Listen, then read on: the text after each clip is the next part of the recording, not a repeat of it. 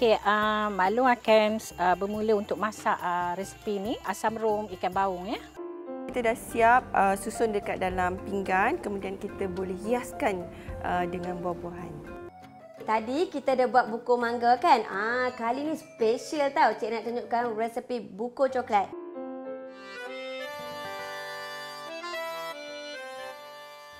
Menjalani kehidupan yang tenang dan indah di kampung memang tidak ternilai harganya. Perasaan dapat menghirup udara segar di waktu pagi dan mendengar siulan burung sambil menikmati alam semula jadi amat mengasyikkan. Lebih menarik lagi apabila banyak sumber alam di sekeliling rumah yang boleh dijadikan bahan masakan. Kampung Teluk Sentang, Temerloh Pahang. Samiah Zainuddin atau mesra dengan panggilan Mak Long berkongsi resepi asli dari Jerantut Pahang yang kini semakin dikenali di seluruh negeri Tok Gajah ini.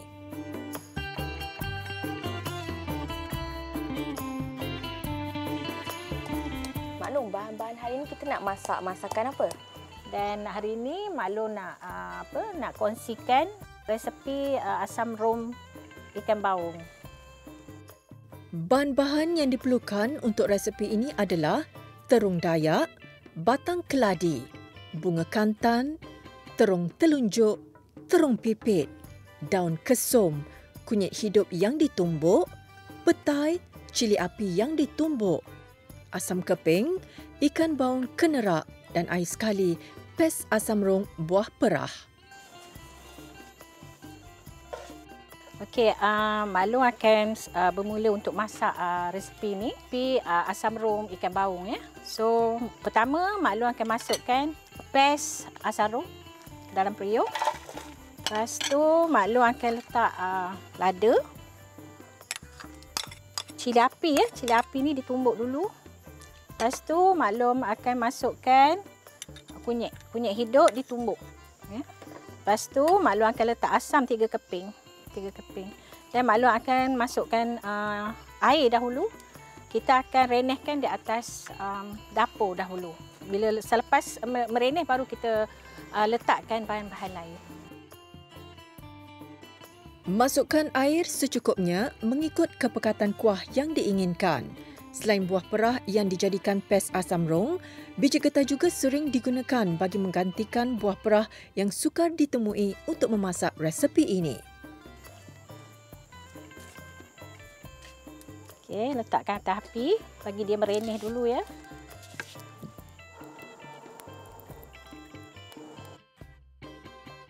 Selain bahan-bahan yang digunakan tadi, anda juga boleh memasak resepi asam rom ini menggunakan labu, pucuk paku dan pelbagai jenis sayuran mengikut cita rasa masing-masing.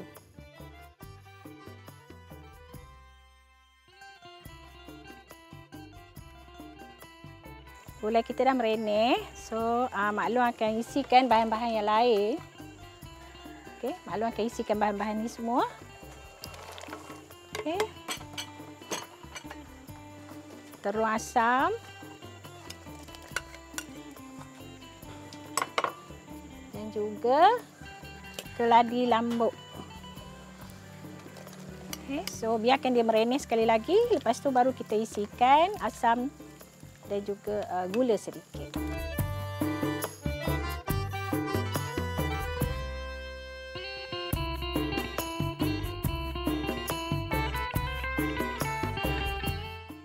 Mak Long akan masukkan gula dulu ya.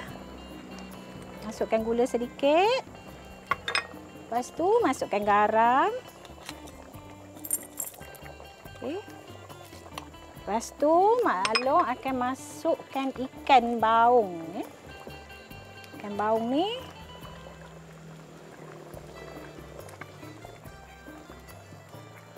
Okay. So, biarkan dia mereneh ya. Lepas tu baru kita rasa. Ikan kita dah masak ya. So, Mak Long nak isikan dengan petai untuk yang akhir sekali ya.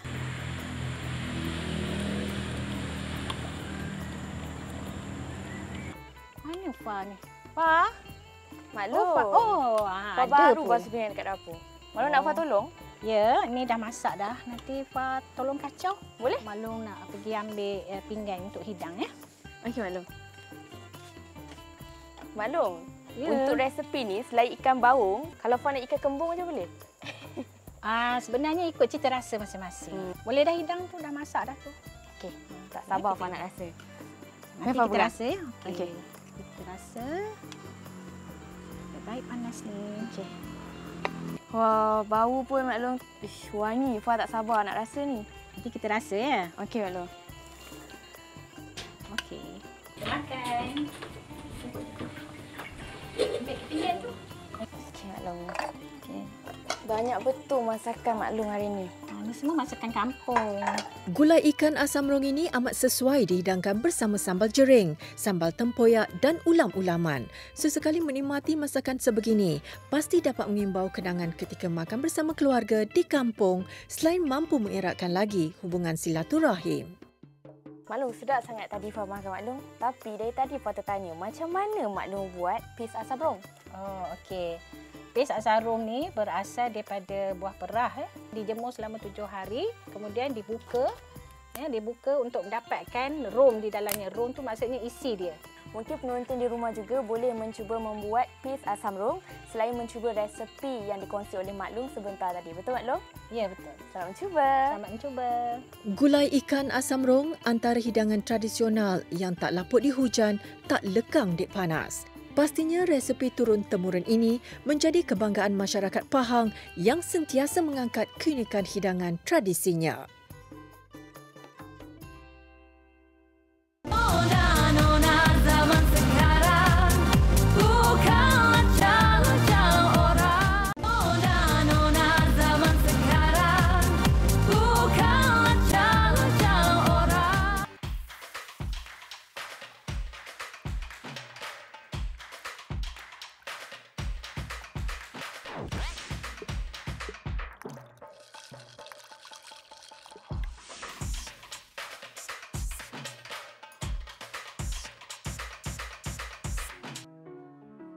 Hai, Assalamualaikum. Okey. Hari ni Cik nak tunjukkan resepi buku yang tengah duk viral sekarang ni tau. Okey. So, buku ni berasal daripada Filipina. Tapi sejak 2 menjok ni, buku ni sangat-sangat viral dekat Malaysia. Okey. Jadi, apa kata Cik nak tunjukkan cara-cara untuk buat buku. Sebelum tu, mari Cik nak tunjukkan bahan-bahannya. Untuk membuat buku mangga, sediakan serbuk agar-agar, gula, garam, susu penuh krim, krim putar, susu pekat, sagu, sari kelapa, kordial mangga dan buah mangga. So, mula-mula sekali kita masukkan air. Okey. So, seterusnya kita akan masukkan kordial. Okey, masukkan kordial. Okey, masukkan. Jenama apa pun tak kisah. Okey, seterusnya kita akan masukkan serbuk agar-agar. Nak pakai serbuk jelly pun boleh. Tabur rata serbuk agar-agar ke dalam kuali dan tunggu sehingga air mendidih. Kita akan tuangkan ke dalam bekas ataupun loyang. Okey. So, nak tapih dulu pun boleh bagi mengelakkan ada ketul-ketul ataupun nak terus tuang pun boleh. Okey, so tuangkan. Kemudian kita sejukkan dalam peti ais sekurang-kurangnya 1 ke 2 jam. Potong bentuk dadu puding yang telah sejuk, kemudian tuangkan ke dalam bekas. Okey, seterusnya Cik Dan akan tunjukkan cara untuk kita nak buat kuah buku ni. Okey, mula-mula sekali Cik Dan tuangkan kita punya susu full cream. Susu pekat manis. Okey. Dalam pembuatan buku ni, Cik Dan masukkan garam. Mesti pelik kan? Kenapa kita masukkan garam dalam adunan buku ni, adunan kuah ni? Sebab nak bagi rasa kuah ni lemak-lemak dan tak terlalu manis. Okey. So, sedikit saja garam ni. Rahsia dalam buat buku yang sedap bila kita masukkan whipping cream. Seterusnya, campurkan puding yang telah dipotong tadi ke dalam bekas bersama sagu yang telah direbus dan dibersihkan. Kemudian, masukkan semangkuk buah mangga yang dipotong dadu. Sari kelapa ditambah sebagai pelengkap rasa. Akhir sekali, untuk rasa yang lebih menyegarkan, masukkan ais ke dalam mangkuk dan kacau. So, dah pun siap kita punya buku mangga.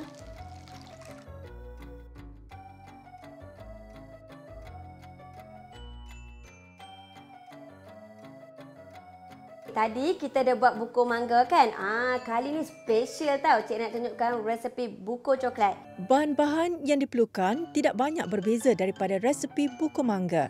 Sediakan 1 liter susu penuh krim, serbuk agar-agar, garam, susu pekat manis, susu cair, serbuk koko dan sagu. Kita masukkan susu full cream. Terusnya Cik nak masukkan pula susu pekat manis. Okey. Seterusnya Cik nak masukkan juga garam halus. Okey. Kita masukkan serbuk agar-agar. Okey, serbuk agar-agar ni Cik nak masukkan layang-layang di bahagian atas. Jangan terus tuang seketui macam tu. Kita tak nak kita punya agar-agar ni berketui. Langkah seterusnya, masukkan serbuk koko ke dalam kuali dan kacau sehingga sebati. Kemudian, tunggu sehingga bancuan puding coklat mendidih dan tuangkan ke dalam loyang. Adunan ini perlu disejukkan selama beberapa jam.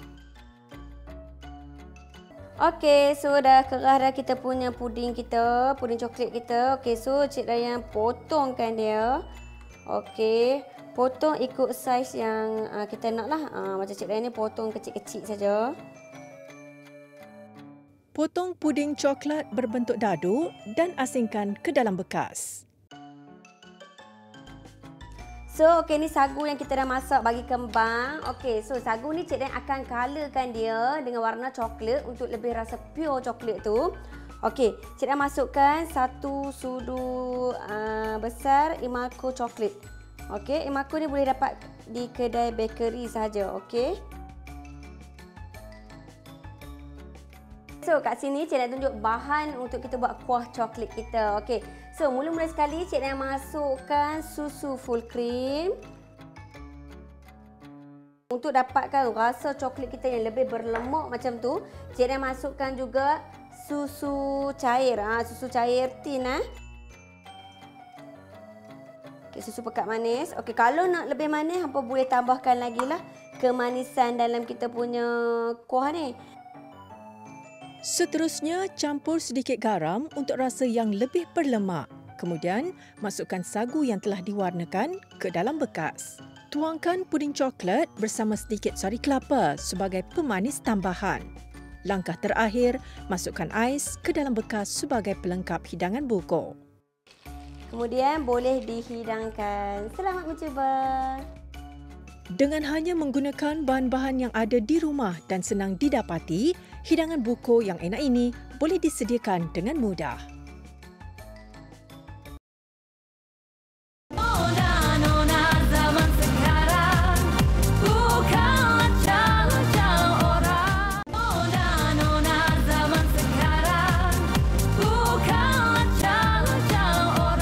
Petang-petang macam ni kalau dapat manisan pun sedap juga kan?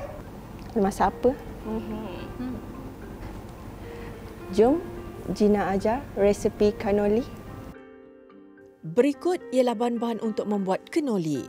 Tepung gandum, cuka, gula, telur, air, mentega, gula icing, keju mascarpone, keju krim, lemon, kacang pistachio, chip coklat dan buah-buahan beri segar. Tadi kita dah tunjuk bahan-bahan yang tadi tu. So, mula-mula sekali kita akan masukkan tepung gandum. Tepung gandum ni you all boleh gunakan tepung pastry ataupun dikenali dengan tepung T45. Okey, lepas tu kita akan masukkan gula, garam. Okey, kemudian kita akan masukkan butter. Butter perlu sejuk. Kemudian kita boleh gaul ya. Okey, kita akan dapatkan hasil seperti ini, seperti berpasir ataupun seperti serbuk roti. Tapi make sure adunan kena sejuk supaya dia berketul-ketul macam ni lah. Alright. Campurkan cuka bersama telur dan kacau sebati sebelum ia dimasukkan ke dalam adunan tadi. Okey, kemudian kita masukkan air sedikit demi sedikit sehingga dia boleh dikepal. Okey, untuk memudahkan kita menggaul, kita perlukan mengadun di atas meja. Kita lapik dulu.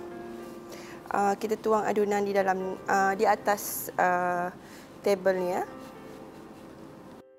Uli adunan sehingga sebati. Sukatan air boleh ditambah mengikut keperluan bagi memastikan adunan tidak terlalu kering dan mudah untuk dibentuk. Okey, kita dah siap uli. Kita boleh simpan di dalam peti sejuk selama 1 jam. Ataupun you all boleh simpan semalaman di dalam freezer. Tutup permukaan mangkuk dengan pembalut plastik supaya adunan mendapat pengudaraan yang sempurna dan mengembang dengan baik. Okey, sementara kita rehatkan dough kita buat filling dia dahulu. Okey, kita masukkan cream cheese. Kemudian kita masukkan mascarpone.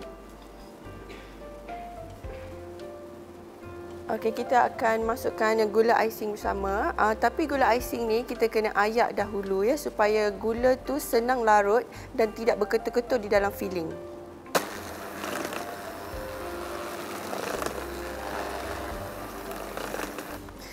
Okey, bila adunan kita dah nampak sebati begini, kita boleh masukkan perahan jus lemon. Masukkan sedikit sahaja untuk menambah rasa.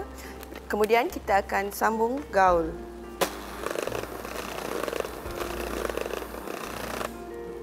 Okey, adunan kita pun dah siap, dah sebati. Kita akan simpankan adunan ni ke dalam peti ais supaya dia set.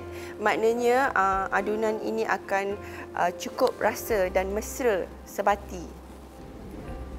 Okey, selepas dough dah rehat 1 jam, gluten pun dah timbul, so ia memudahkan kita untuk menggilit dia. Kita taburkan sedikit tepung dekat atas ni supaya dia senang nak digulung. Lepas tu kita nak alihkan dia pun mudah.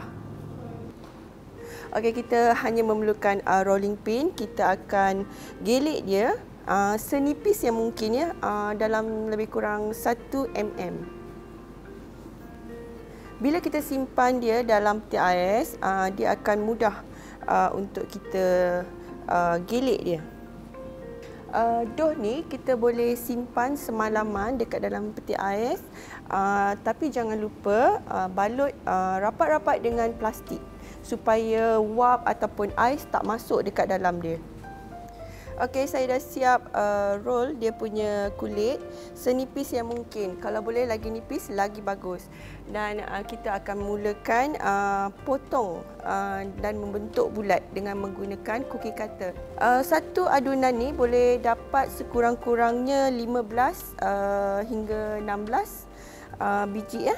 Bergantung dengan you all punya ketebalan dia.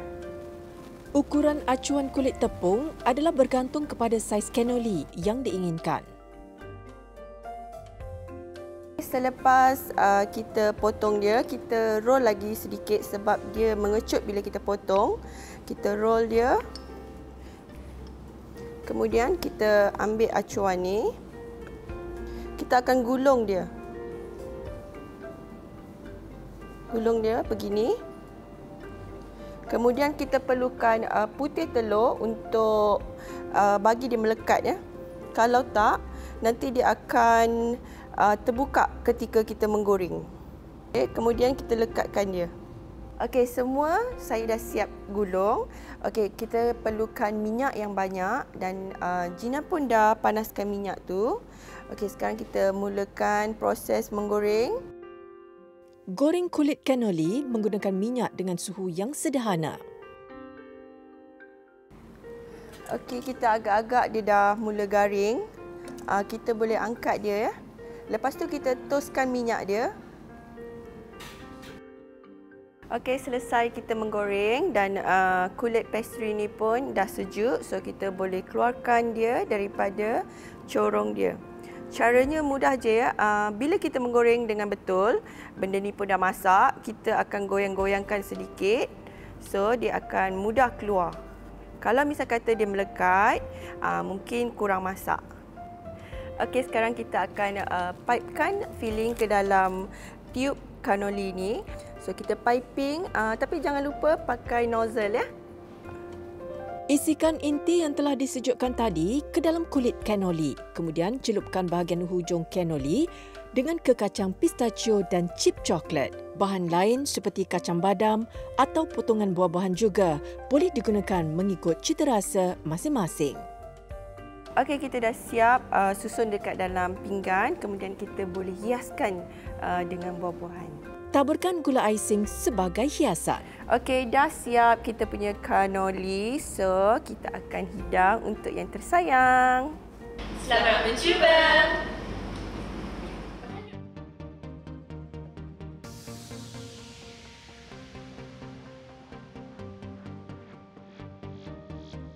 Sri Kandi masa kini yang bekerja ya juga ibu dan istri, cabaran ditangani